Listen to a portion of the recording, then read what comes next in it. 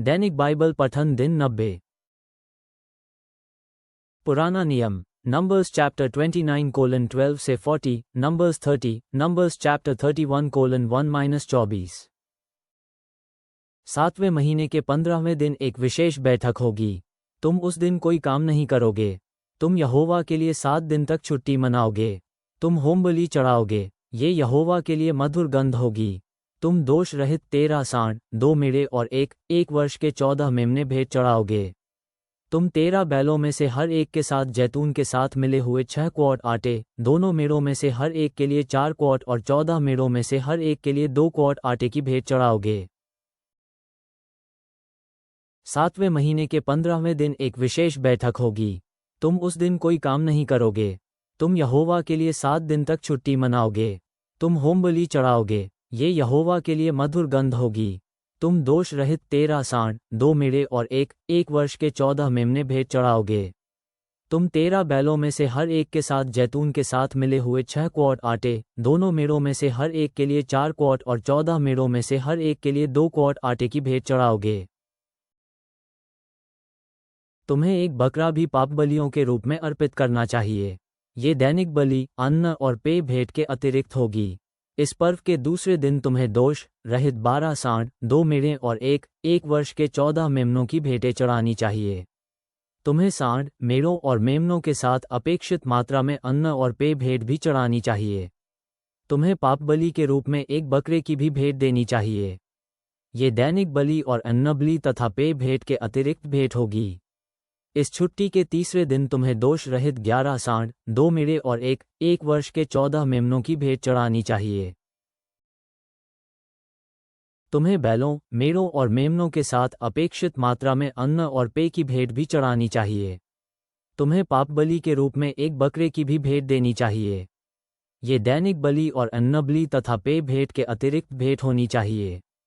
इस छुट्टी के चौथे दिन तुम्हें दोष रहित 10 सांड, 2 मेढ़े और एक वर्ष के 14 मेमनों की भेंट चढ़ानी चाहिए। तुम्हें बैलों, मेढ़ों और मेमनों के साथ अपेक्षित मात्रा में अन्न और पेय की भेंट चढ़ानी चाहिए। तुम्हें पापबलि के रूप में एक बकरे की भी भेंट देनी चाहिए। ये दैनिक बलि और अन्नबलि तथा पेय भेंट के अतिरिक्त भेंट होगी। इस छुट्टी के 5वें दिन तुम्हें दोष रहित 9 सांड, 2 मेढ़े और एक वर्ष के 14 मेमनों की भेंट चढ़ानी चाहिए। तुम्हें बैलों, मेढ़ों और मेमनों के साथ अपेक्षित मात्रा में अन्न तथा पेय की भी भेंट चढ़ानी चाहिए। तुम्हें पापबलि के रूप में एक बकरे की भी भेंट देनी चाहिए। ये दैनिक बलि और अन्नबलि तथा पेय भेंट के अतिरिक्त भेंट होगी। इस छुट्टी के 6ठे दिन तुम्हें दोष रहित 8 सांड, 2 मेढ़े और एक वर्ष के 14 मेमनों की भेंट चढ़ानी चाहिए। तुम्हें बैलों, मेढ़ों और मेमनों के साथ अपेक्षित मात्रा में अन्न और पेय की भेंट भी चढ़ानी चाहिए। तुम्हें पापबलि के रूप में एक बकरे की भी भेंट देनी चाहिए। ये दैनिक बलि और अन्नबलि तथा पेय भेंट के अतिरिक्त भेंट होगी। इस छुट्टी के 7वें दिन तुम्हें दोष रहित 7 सांड, 2 मेढ़े और एक वर्ष के 14 मेमनों की भेंट चढ़ानी चाहिए। तुम्हें बैलों, मेढ़ों और मेमनों के साथ अपेक्षित मात्रा में अन्न और पेय की भी घोट चढ़ानी चाहिए। तुम्हें पापबलि के रूप में एक बकरे की भी भेंट देनी चाहिए। ये दैनिक बलि और अन्नबलि तथा पेय भेंट के अतिरिक्त भेंट होगी। इस छुट्टी का 8वां दिन तुम्हारी विशेष बैठक का दिन है। तुम्हें उस दिन कोई काम नहीं करना चाहिए। तुम्हें होमबलि चढ़ानी चाहिए। ये आग द्वारा दी गई भेंट होगी। ये यहोवा के लिए मधुर सुगंध होगी।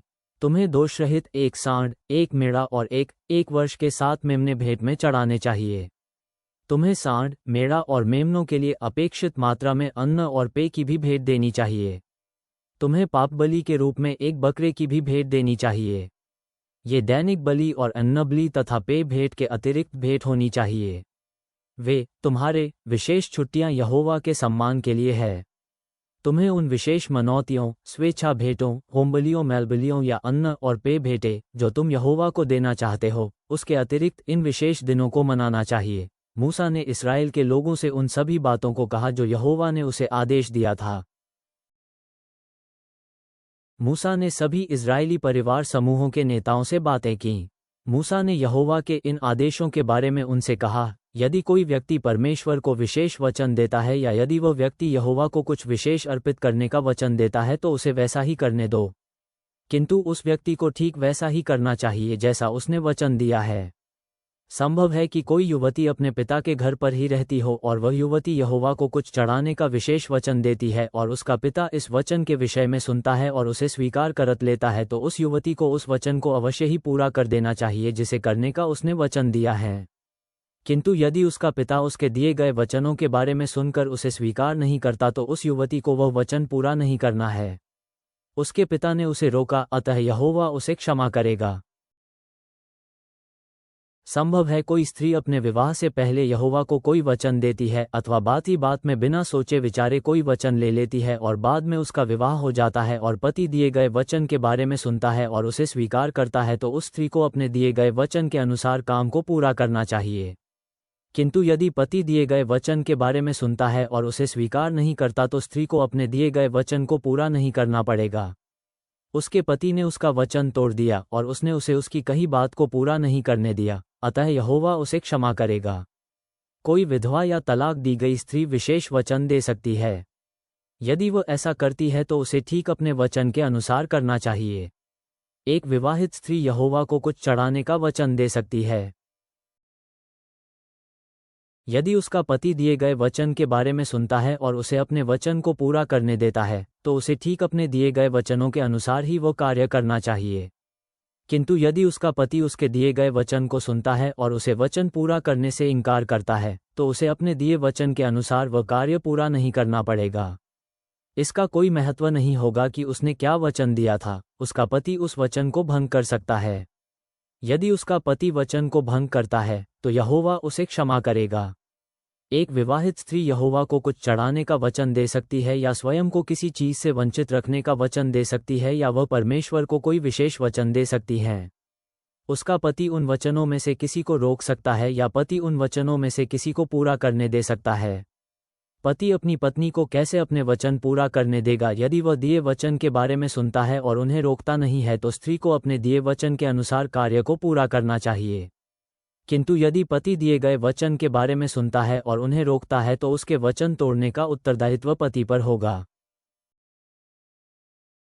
ये आदेश है जिन्हें यहोवा ने मूसा को दिया। ये आदेश एक व्यक्ति और उसकी पत्नी के बारे में है तथा पिता और उसकी उस पुत्री के बारे में है जो युवती हो और अपने पिता के घर में रह रही हो। यहोवा ने मूसा से बात की। उसने कहा, मैं इस्राएल के लोगों के साथ मिद्यानियों ने जो किया है उसके लिए उन्हें दंड दूंगा। उसके बाद, मूसा, तू मर जाएगा। इसलिए मूसा ने लोगों से बात की। उसने कहा, अपने कुछ पुरुषों को युद्ध के लिए तैयार करो। यहोवा उन व्यक्तियों का उपयोग मिद्यानियों को दंड देने में करेगा। ऐसे 1000 पुरुषों को इस्राएल के हर एक कबीले से चुनो। इस्राएल के सभी परिवार समूहों से 12,000 सैनिक होंगे। मूसा ने उन 12,000 पुरुषों को युद्ध के लिए भेजा। उसने याजक एलियाजार को उनके साथ भेजा। एलियाजार ने अपने साथ पवित्र वस्तुएं, सींग और बिगुल ले लिए। इस्राएली लोगों के साथ वैसे ही लड़े जैसा यहोवा ने मूसा को आदेश दिया था। उन्होंने सभी मिद्यानी पुरुषों को मार डाला। जिन लोगों को उन्होंने मार डाला उनमें एवी, रेकेम, सूर, हूर और रेबा ये 5 मिद्यानी राजा थे। उन्होंने बोर के पुत्र बिलाम को भी तलवार से मार डाला। इस्राएल के लोगों ने मिद्यानी स्त्रियों और बच्चों को बंदी बनाया। उन्होंने उनकी सारी रेवड़ों, मवेशियों के झुंडों और अन्य चीज़ों को ले लिया। तब उन्होंने उनके उन सारे खेमों और नगरों में आग लगा दी जहां वे रहते थे। उन्होंने सभी लोगों और जानवरों को ले लिया और उन्हें मूसा, याजक एलियाजार और इस्राएल के सभी लोगों के पास लाए। वे उन सभी चीज़ों को इस्राएल के डेरे में लाए जिन्हें उन्होंने वहां प्राप्त किया। इस्राएल के लोग मोआब में स्थित यरदन घाटी में डेरा डाले थे। ये यरीहो के समीप यरदन नदी के पूर्व की ओर था। तब मूसा, याजक एलियाजार और लोगों के नेता सैनिकों से मिलने के लिए डेरों से बाहर गए। मूसा सेनापतियों पर बहुत क्रोधित था। वो उन 1000 की सेना के संचालकों और 100 की सेना के संचालकों पर क्रोधित था जो युद्ध से लौट कर आए थे। मूसा ने उनसे कहा, तुम लोगों ने स्त्रियों को क्यों जीवित रहने दिया? देखो, ये स्त्री ही थी जिसके कारण बिलाम की घटना में इस्राएलियों के लिए समस्याएं पैदा हुई और पो में वे यहोवा के विरुद्ध हो गए जिससे इस्राएल के लोगों को महामारी झेलनी पड़ी। अब सभी मिद्यानी लड़कों को मार डालो और उन सभी मिद्यानी स्त्रियों को मार डालो जो किसी व्यक्ति के साथ रही हैं। उन सभी स्त्रियों को मार डालो जिनका किसी पुरुष के साथ यौन संबंध था। तुम केवल उन सभी लड़कियों को जीवित रहने दे सकते हो जिनका किसी पुरुष के साथ यौन संबंध नहीं हुआ है। तब अन्य व्यक्तियों को मारने वाले तुम लोगों को 7 दिन तक डेरे के बाहर रहना पड़ेगा। तुम्हें डेरे से बाहर रहना होगा यदि तुमने किसी शव को छुआ हो। तीसरे दिन तुम्हें और तुम्हारे बंदियों को अपने आप को शुद्ध करना होगा। तुम्हें वही कार्य 7वें दिन फिर करना होगा। तुम्हें अपने सभी कपड़े धोने चाहिए। तुम्हें चमड़े की बनी हर वस्तु, ऊनी और लकड़ी की बनी वस्तुओं को भी धोना चाहिए। तुम्हें शुद्ध हो जाना चाहिए। तब याजक एलियाज़ार ने सैनिकों से बात की। उसने कहा, ये नियम वे ही हैं जिन्हें यहोवा ने मूसा को दिए थे। वे नियम युद्ध से लौटने वाले सैनिकों के लिए हैं, किंतु जो चीज़ें आग में डाली जा सकती हैं उनके बारे में अलग अलग नियम हैं। तुम्हें सोना, चांदी, कांसा, लोहा, टिन या सीसे को आग में डालना चाहिए और जब उन्हें पानी से धो वे शुद्ध हो जाएंगी। यदि चीज़ें आग में न डाली जा सके तो तुम्हें उन्हें पानी से धोना चाहिए। 7वें दिन तुम्हें अपने सारे वस्त्र धोने चाहिए। जब तुम शुद्ध हो जाओगे उसके बाद तुम डेरे में आ सकते हो। तब यहोवा ने मूसा से कहा। तब याजक एलियाज़ार ने सैनिकों से बात की। उसने कहा, ये नियम वे ही हैं जिन्हें यहोवा ने मूसा को दिए थे। वे नियम युद्ध से लौटने वाले सैनिकों के लिए हैं, किंतु जो चीज़ें आग में डाली जा सकती हैं उनके बारे में अलग अलग नियम हैं। तुम्हें सोना, चांदी, कांसा, लोहा, टिन या सीसे को आग में डालना चाहिए और जब उन्हें पानी से धो वे शुद्ध हो जाएंगी। यदि चीज़ें आग में न डाली जा सके तो तुम्हें उन्हें पानी से धोना चाहिए। 7वें दिन तुम्हें अपने सारे वस्त्र धोने चाहिए। जब तुम शुद्ध हो जाओगे उसके बाद तुम डेरे में आ सकते हो। तब यहोवा ने मूसा से कहा। नया नियम, लूक चैप्टर 8:19 से 39। भजन संहिता, साम चैप्टर 39:1 से 13। संगीत निर्देशक को यदूतून के लिए दाऊद का एक पद। मैंने कहा, जब तक ये दुष्ट मेरे सामने रहेंगे तब तक मैं अपने कथन के प्रति सचेत रहूंगा। मैं अपनी वाणी को पाप से दूर रखूंगा और मैं अपने मुंह को बंद कर लूंगा। सो इसलिए मैंने कुछ नहीं कहा। मैंने भला भी नहीं कहा, किंतु मैं बहुत परेशान हुआ। मैं बहुत क्रोधित था। इस विषय में मैं जितना सोचता चला गया उतना ही मेरा क्रोध बढ़ता चला गया। सो मैंने अपना मुख तनिक नहीं खोला। हे यहोवा, मुझको बता कि मेरे साथ क्या कुछ घटित होने वाला है। मुझे बता, मैं कब तक जीवित रहूंगा। मुझको जानने दे सचमुच मेरा जीवन कितना छोटा है। हे यहोवा, तूने मुझको बस एक क्षणिक जीवन दिया। तेरे लिए मेरा जीवन कुछ भी नहीं है। हर किसी का जीवन एक बादल सा है, कोई भी सदा नहीं जीता। वो जीवन जिसको हम लोग जीते हैं वह झूठी छाया भर होता है। जीवन की सारी भाग दौड़ निरर्थक होती है। हम तो बस व्यर्थ ही चिंताएं पालते हैं। धन दौलत वस्तुएं हम जोड़ते रहते हैं किंतु नहीं जानते उन्हें कौन भोगेगा। सो मेरे यहोवा, मैं क्या आशा रखूं, तू ही बस मेरी आशा है। हे यहोवा, जो कुकर्म मैंने किए हैं उनसे तू ही मुझको बचाएगा। तू मेरे संग किसी को भी किसी अविवेकी जन के संग जैसा व्यवहार नहीं करने देगा। मैं अपना मुंह नहीं खोलूंगा, मैं कुछ भी नहीं कहूंगा।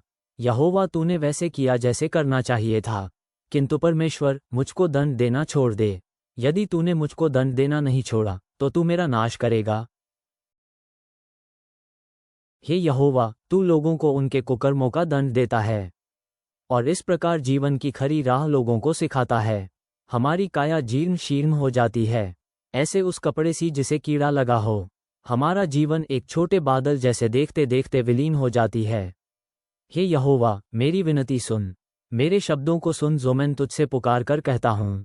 मेरे आंसुओं को देख, मैं बस राहगीर हूँ, तुझको साथ लिए इस जीवन के मार्ग से गुजरता हूँ।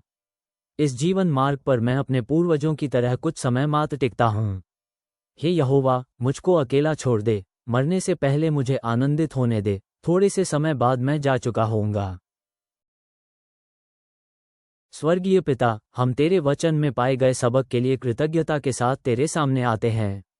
जैसे हम आज्ञाकारिता के महत्व और उन पवित्र प्रतिज्ञाओं पर विचार करते हैं जो हम करते हैं, वैसे ही पुराने नियम में तेरे लोगों की विश्वासयोग्यता से हमें प्रेरणा मिले। नए नियम में हम तेरे प्रेम की परिवर्तनकारी शक्ति को देखते हैं, जो हमें अपनी गवाही साझा करने और उन लोगों के साथ जुड़ने के लिए बुलाती है जो चंगाई की खोज में हैं। भजन संहिता 39 में व्यक्त किए गए अनुसार हमें अपनी वाणी और कार्यों के प्रति सजग रहने में सहायता कर, ताकि हम तेरे सामने नम्रता और श्रद्धा के साथ जीवन बिताएं। आज और हमेशा अपनी आत्मा के द्वारा हमारा मार्गदर्शन कर। आमीन।